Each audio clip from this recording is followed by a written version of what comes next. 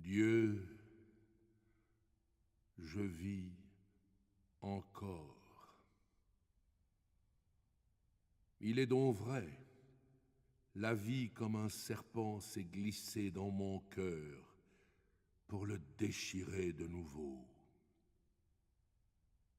Mais si ce perfide poison a trompé mon désespoir, comment ai-je pu résister à un pareil songe? Comment n'ai-je pas été brisé par les étreintes horribles de la main de fer qui m'avait saisi? Ce supplice, ces juges, ces bourreaux, ces soldats, les clameurs de cette populace, ces pas graves et cadencés tombant sur mon cœur comme des marteaux de cyclope, et l'inexorable mélodie retentissant à mon oreille jusque dans ce léthargique sommeil, pour me rappeler son image effacée et raviver la souffrance endormie. La voir, l'entendre, elle, ses traits nobles et gracieux défigurés par une ironie affreuse, sa douce voix changée en hurlements de bacchante, puis ses cloches, ce chant de mort religieux et impie, funèbre et burlesque, emprunté à l'Église par l'enfer pour une insultante parodie. Et encore elle, toujours elle, avec son inexplicable sourire, conduisant la ronde infernale autour de mon tombeau. Quelle nuit! Au milieu de ces tortures, j'ai dû pousser des cris. Horatio m'aurait-il entendu? Non.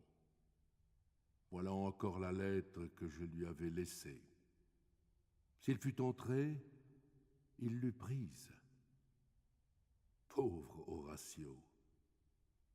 Je crois l'entendre encore, si calme et si tranquille, hier à son piano, pendant que je lui écrivais cet adieu suprême. Il ignorait les déchirements de mon cœur et ma funeste résolution. Et de sa voix la plus douce, poète insoucieux des passions cruelles, il chantait sa ballade favorite.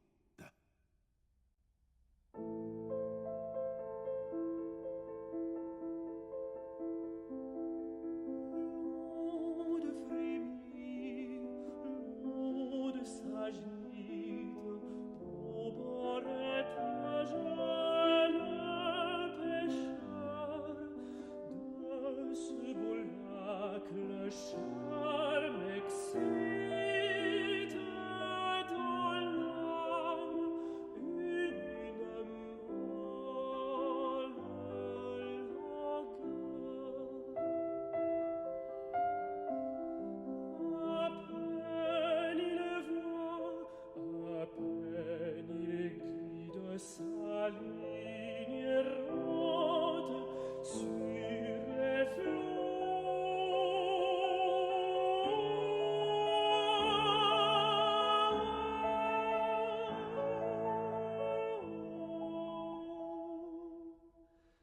Tout à coup sur le lac limpide s'élève la nymphe des eaux. Tout à coup sur le lac limpide s'élève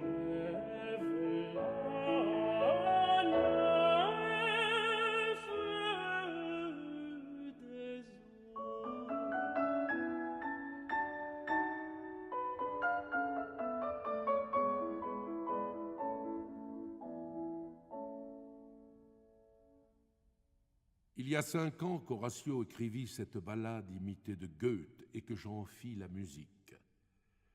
Nous étions heureux alors. Son sort n'a pas changé. Et le mien, 5 ans, que j'ai souffert depuis lors.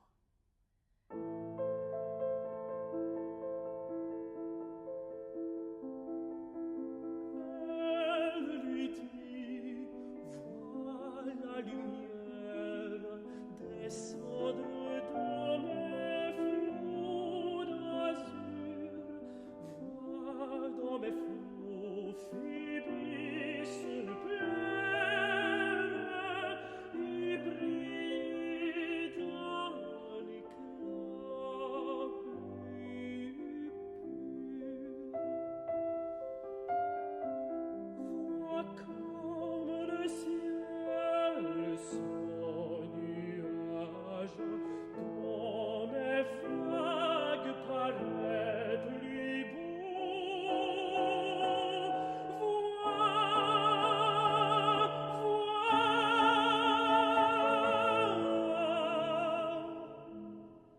Vois enfin, vois ta propre image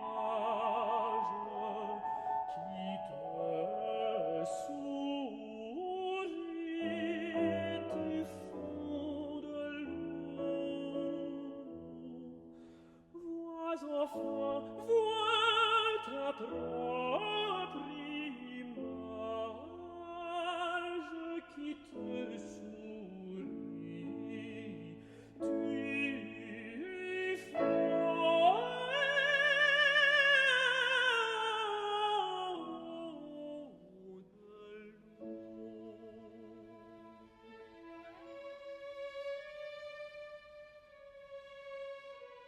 Sirène, sirène.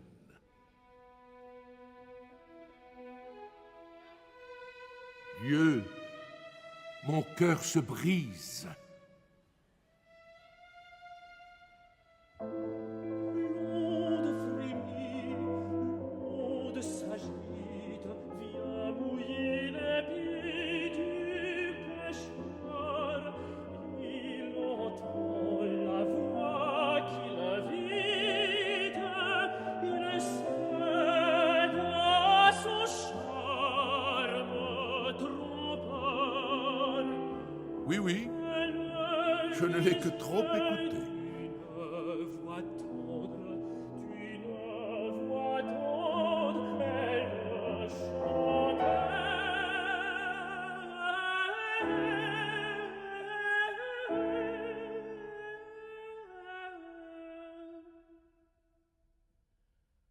Sans le vouloir, sans se défendre,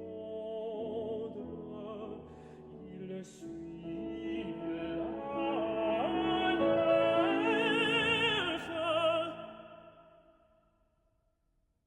Il disparaît.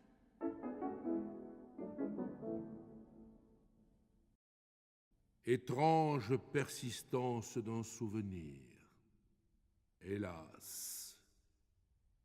Ces vers qui contiennent une allusion évidente à mon fatal égarement, cette musique, cette voix qui retentissent obstinément en moi, ne semble-t-il pas me dire que je dois vivre encore pour mon art et pour l'amitié? Vivre, mais vivre pour moi, c'est souffrir. Et la mort, c'est le repos. Les doutes d'Hamlet ont été déjà une première fois sans force contre mon désespoir. Serait-il plus puissant contre la lassitude et le dégoût? Je ne cherche pas à approfondir quels seront nos songes quand nous aurons été soustraits au tumulte de cette vie, ni à connaître la carte de cette contrée inconnue d'où nul voyageur ne revient. Hamlet, profonde et désolante conception. Que de mal tu m'as fait. Oh, il n'est que trop vrai. Shakespeare a opéré en moi une révolution qui a bouleversé tout mon être. Moore, avec ses douloureuses mélodies, est venu achever l'ouvrage de l'auteur d'Hamlet. Ainsi, la brise soupirant sur les ruines d'un temple renversé par une secousse volcanique les couvre peu à peu de sable et en efface enfin jusqu'au dernier débris. Et pourtant, j'y reviens sans cesse. Je me suis laissé fasciner par le terrible génie.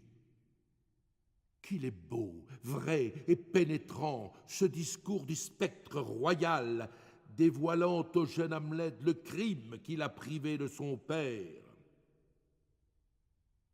Il m'a toujours semblé que ce morceau pouvait être le sujet d'une composition pleine d'un grand et sombre caractère. Son souvenir m'émeut en ce moment, plus que jamais. Mon instinct musical se réveille. Oui, je l'entends. Quelle est donc cette faculté singulière qui substitue ainsi l'imagination à la réalité? Quel est cet orchestre idéal qui chante en dedans de moi? Une instrumentation sourde, une harmonie large et sinistre, une lugubre mélodie, un chœur en unissons et octaves, semblable à une grande voix exhalant une plainte menaçante pendant la mystérieuse solennité de la nuit.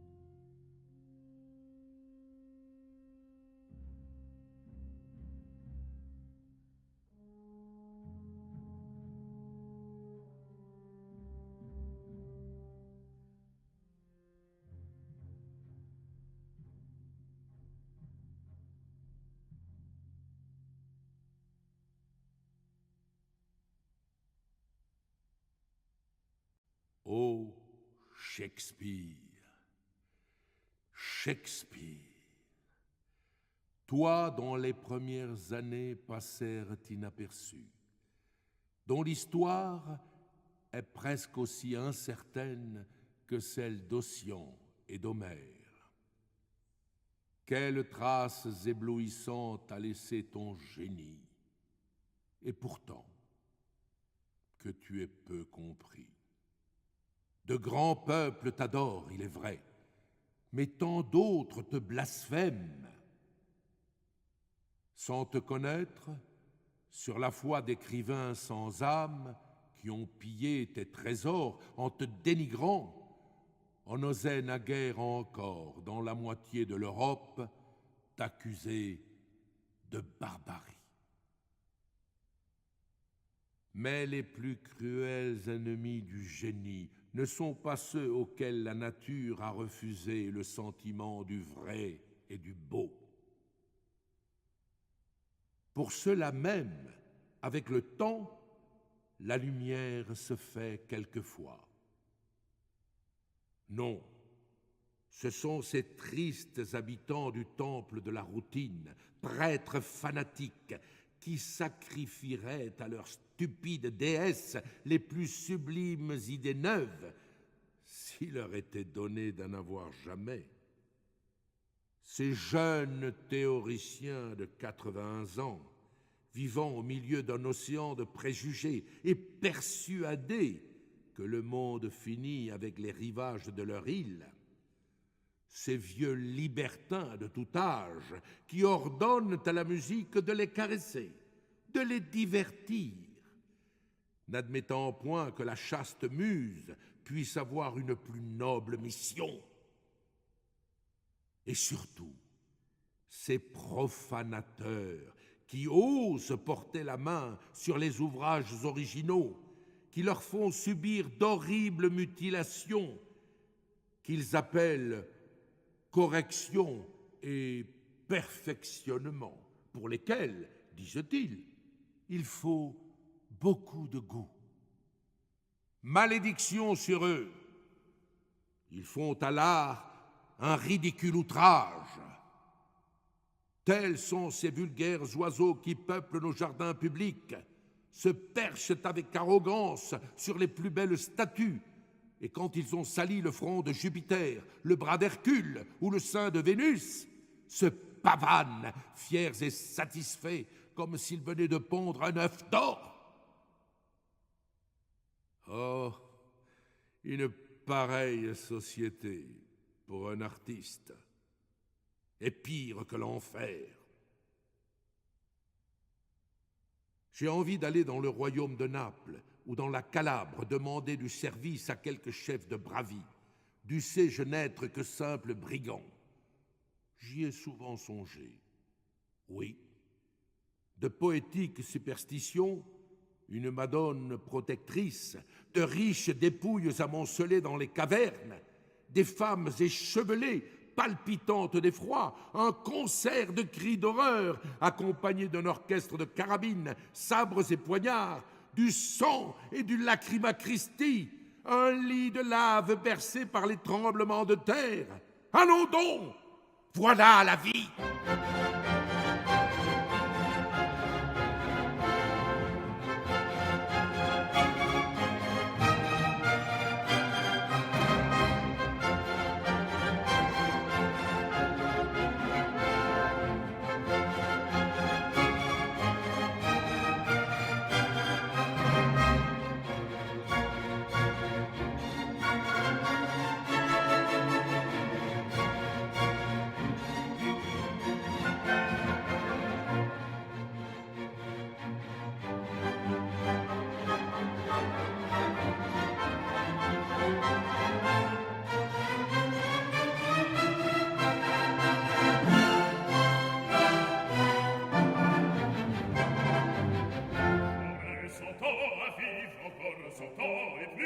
Riche content, mieux être brigand que pas moi que l'on adore. Flashes sur rochers et torrents,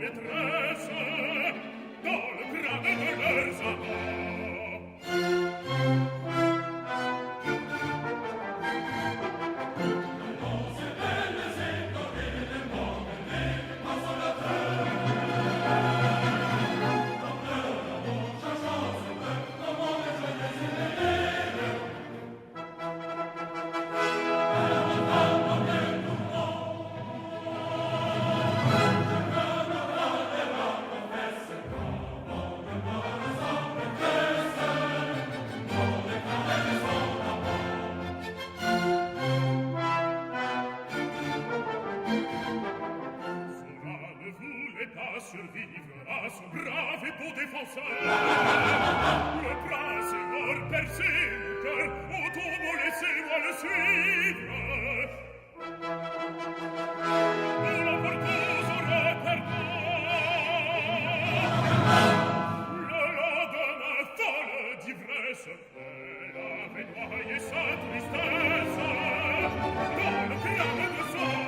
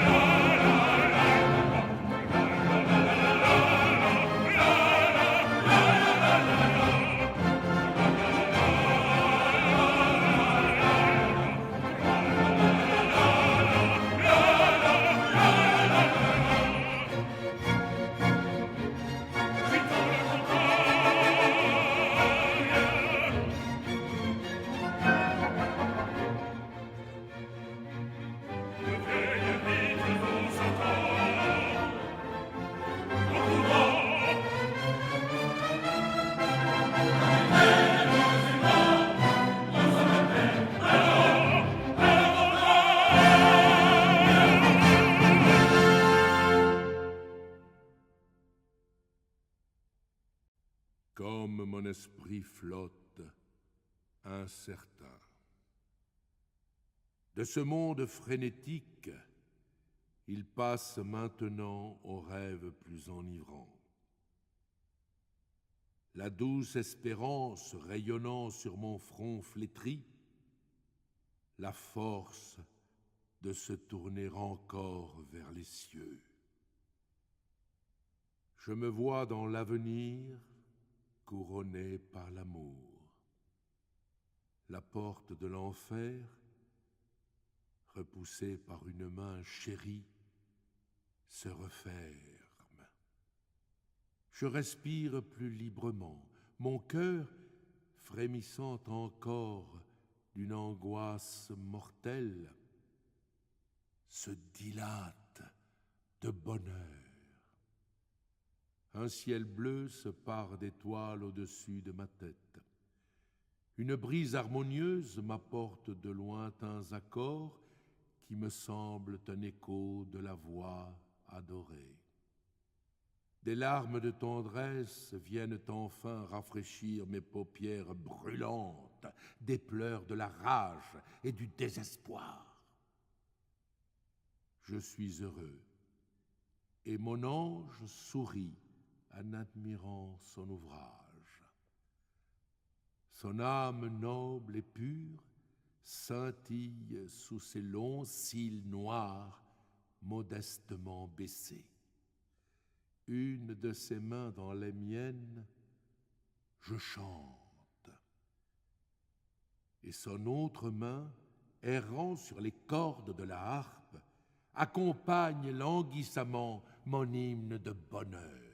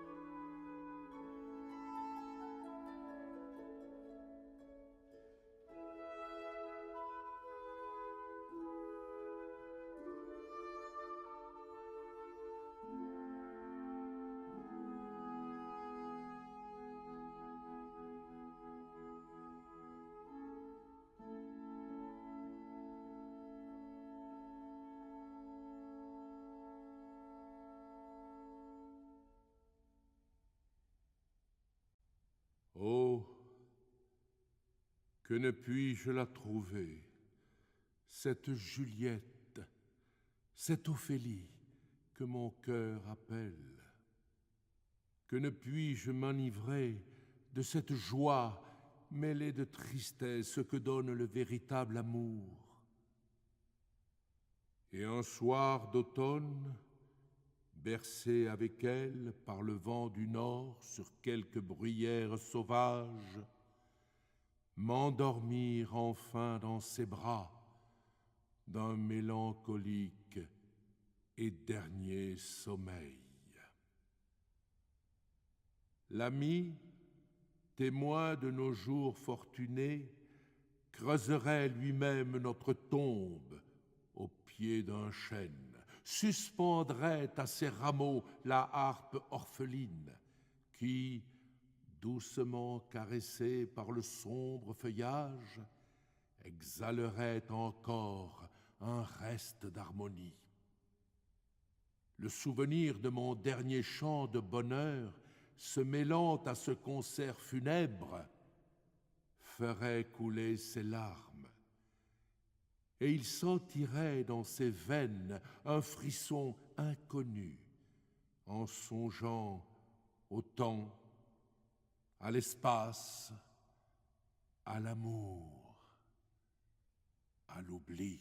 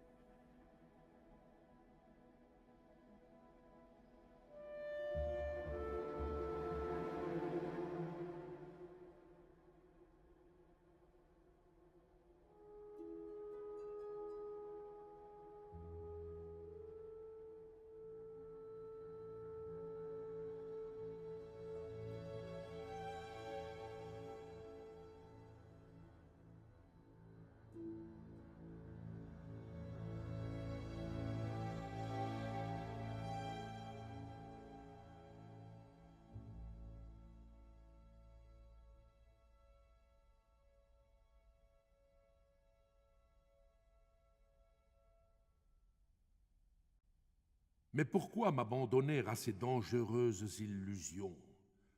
Ah, ce n'est pas ainsi que je puis me réconcilier avec la vie. La mort ne veut pas de moi. Je me suis jeté dans ses bras, elle m'en repousse avec indifférence.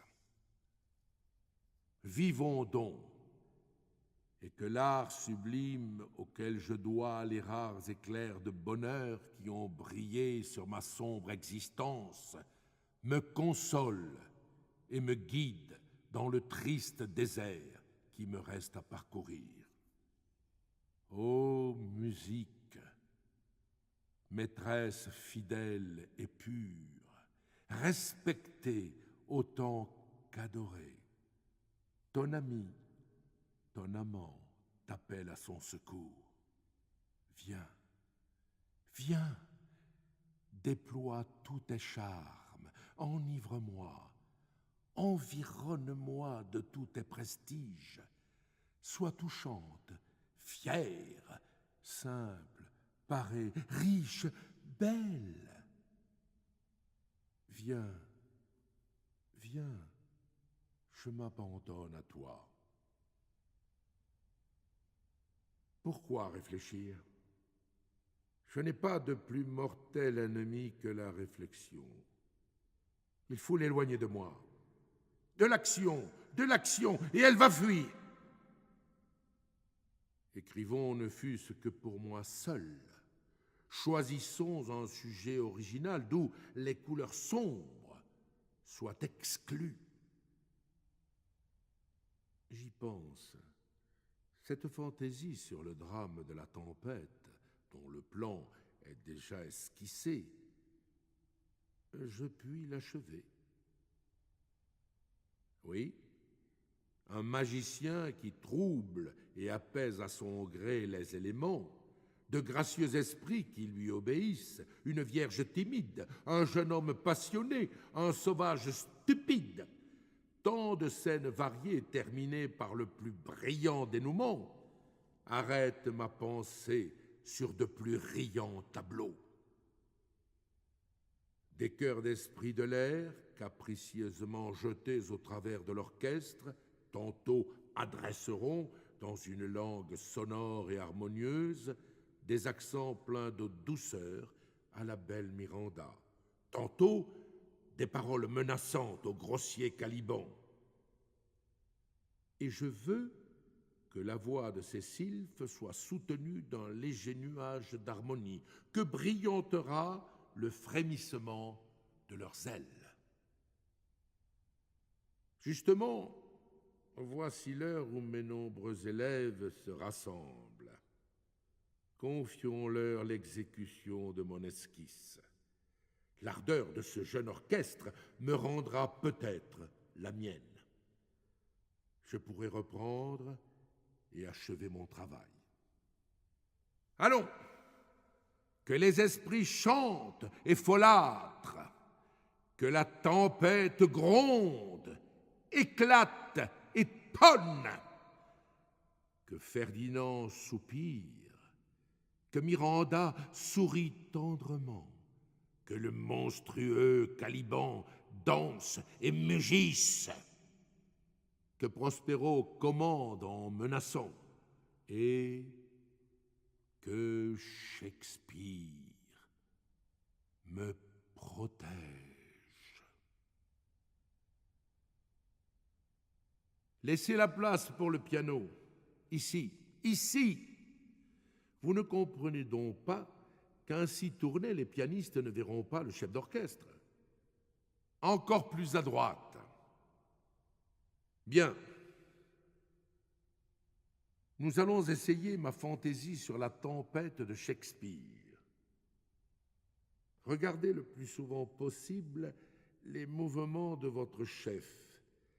C'est le seul moyen d'obtenir cet ensemble nerveux, carré, compact, si rare, même dans les meilleurs orchestres. Les chanteurs ne doivent pas tenir leur cahier de musique devant leur visage. Ne voyez-vous pas que la transmission de la voix est ainsi plus ou moins interceptée? N'exagérez pas les nuances. Ne confondez pas le mezzo forte avec le fortissimo. Pour le style mélodique et l'expression, je n'ai rien à vous dire. Mes avis seraient inutiles à ceux qui en ont le sentiment, plus inutiles encore à ceux qui ne l'ont pas. Encore un mot. Vous, messieurs, qui occupez les derniers gradins de l'estrade, tenez-vous en garde contre votre tendance à retarder. Votre éloignement du chef rend cette tendance encore plus dangereuse. Les 4 premiers violons et les 4 seconds violons solis ont-ils des sourdines? Bien. Tout est en ordre. Commencez.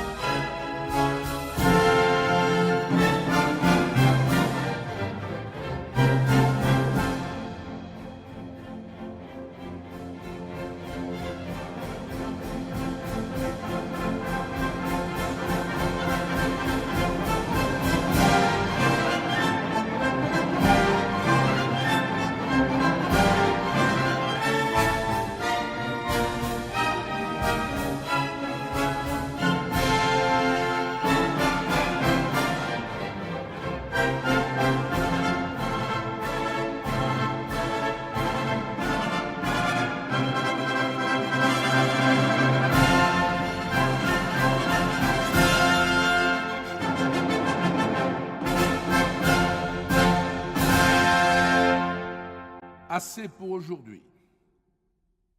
Votre exécution est remarquable par la précision, l'ensemble, la chaleur. Vous avez même reproduit plusieurs nuances fort délicates. Vos progrès sont manifestes.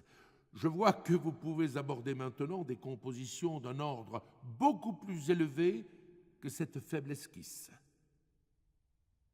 Adieu, mes amis. Je suis souffrant. Laissez-moi seul.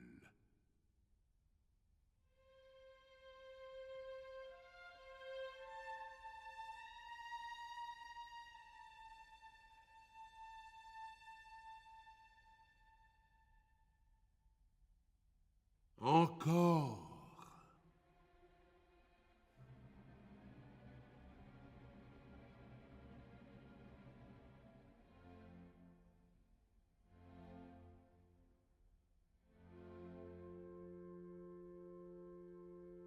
Encore. Et pour toujours.